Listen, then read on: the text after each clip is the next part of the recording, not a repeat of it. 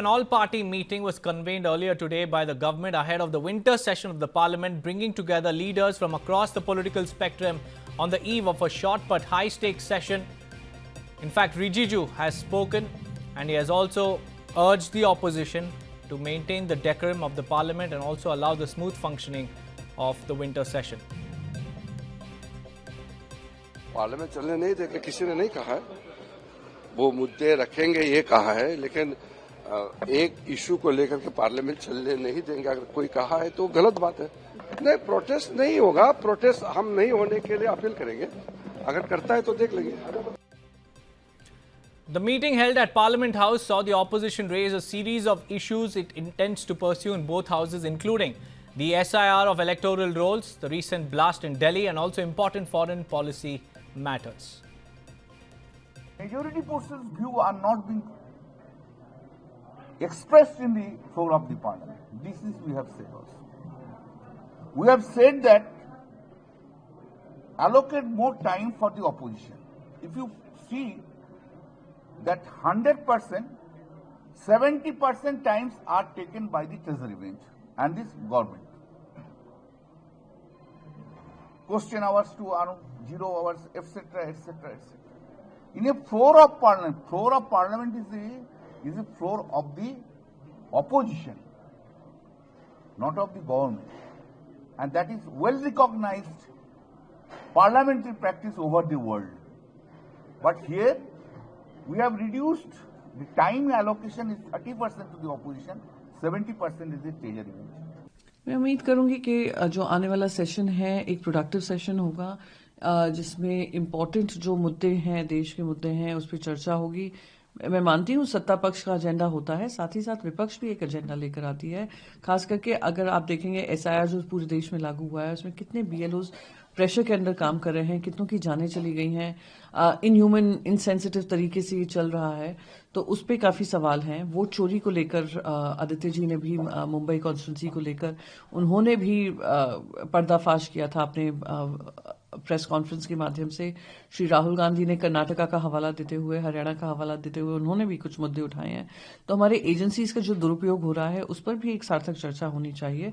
तो ये सारे मुद्दे हैं, चाहे वो पोल्यूशन का हो, चाहे वो मिलावटी खाने का हो, ये सारे मुद्दे जो विपक्ष के हैं उस पर भी चर्चा करने का समय हमें मिलेगा। ये मैं मानती हूँ, ये हम अपनी और पार्टी मीटिंग में जरूर रखेंगे। Also, Congress MP Gaurav Gogoi, after the all-party meeting, accused the BJP-led central government of attempting to derail the parliamentary proceedings and the process by curtailing the length of the winter session and scheduling a shorter than usual sitting of the parliament. आज शीतकालीन सत्र मात्र 19 दिनों के लिए, जिसमें से सिर्फ 15 दिनों के अंदर चर्चा हो सकती है, शायद सबसे छोटा ये शीतकालीन सत्र होगा। और इस शीतकालीन सत्र के आयोजन में देरी भी हुई है और इसीलिए ऐसा लगता है कि सरकार खुद पार्लियामेंट को डिरेल करना चाहती है। We also have Anand Prakash Pandey, my colleague, joining me on this broadcast to give us more insights on the eve of winter session. A very good afternoon to you, Anand Prakash जी। ये बताइए all party meeting में क्या discuss हुआ था और opposition ये भी बोल रही है कि जो सेशन का दिन है तो the number of days have been reduced considerably this time.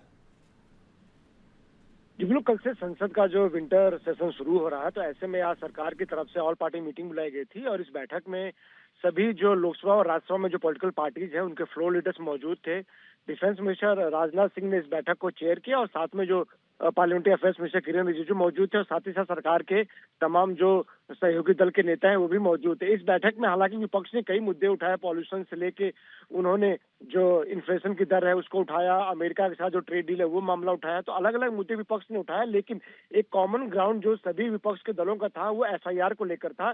और आज की बैठक में बहुत ही हीटेड डिबेट हुई उसको लेकर, एसआईआर को लेकर। विपक्ष के जो दल थे, अपोजिशन पार्टी थी, खास करके Congress, DMK, Samajwadi party and TMC, उन्होंने मीटिंग के अंदर सरकार से पूछा कि अभी एसआईआर की जरूरत क्या है, और आखिर में बिहार में जो एसआईआर हुआ तो उसको लेकर आपको क्या हासिल हुआ। और साथ ही साथ जो अलग अलग राज्यों से बीएलओज के सुसाइड की खबरें सामने आ रही, उसको भी जो अपोजिशन पार्टीज है उन्होंने उसमें आज की बैठक के अंदर रखा और कहा कि जहां बीएलओज एक तरफ सुसाइड कर रहे हैं, दूसरी तरफ उनके ऊपर चुनाव आयोग की तरफ से प्रेशर बनाया जा रहा है कि अब जल्दी जल्दी इस काम को पूरा करिए। हालांकि बीच में ये खबर भी आ गई कि जो चुनाव आयोग ने अपडेशन का जो समय है 1 वीक के लिए एसआईआर के अपडेशन को बढ़ा दिया है। बावजूद इसके विपक्ष के जो दल थे उनका रवैया जो नरम नहीं हुआ। हालांकि सरकार की तरफ से उनकी बातों को सुना गया, सरकार ने इनको कोई कमिट नहीं किया, क्योंकि सरकार ये पहले भी कह चुकी है कि एसआईआर के मुद्दे पे संसद के अंदर चर्चा नहीं हो सकती, क्योंकि ये सिर्फ और सिर्फ चुनाव आयोग का एक एग्जीक्यूटिव फैसला है, और ऐसे में अगर चर्चा होती है तो जवाब कौन देगा, ये सबसे बड़ा सवाल है। क्योंकि चुनाव आयोग के जो सीसी है वो जवाब देने के लिए संसद के अंदर नहीं आ सकते। हालांकि अपोजिशन पार्टी ने सरकार को ये कहा कि अगर एसआईआर के मुद्दे पर अगर सरकार विपक्ष की बात नहीं मानती तो जो कल से शुरू हो रहा है संसद का विंटर सेशन, उसको चलने नहीं देगी विपक्ष उसमें हंगामा करेगी, अपनी बात को रखेगी। हालांकि सरकार ने एक ऑप्शन दिया उनको कि जो बीएससी की बैठक होने वाली है आज शाम को 4 बजे राज्यसभा की बीएससी और 5 बजे लोकसभा की बीएससी होगी, जिसमें वो मुद्दे डिस्कस किए जाते हैं, फाइनल किए जाते हैं जो नेक्स्ट वीक में पार्लियामेंट सेशन में लिए जाने हैं।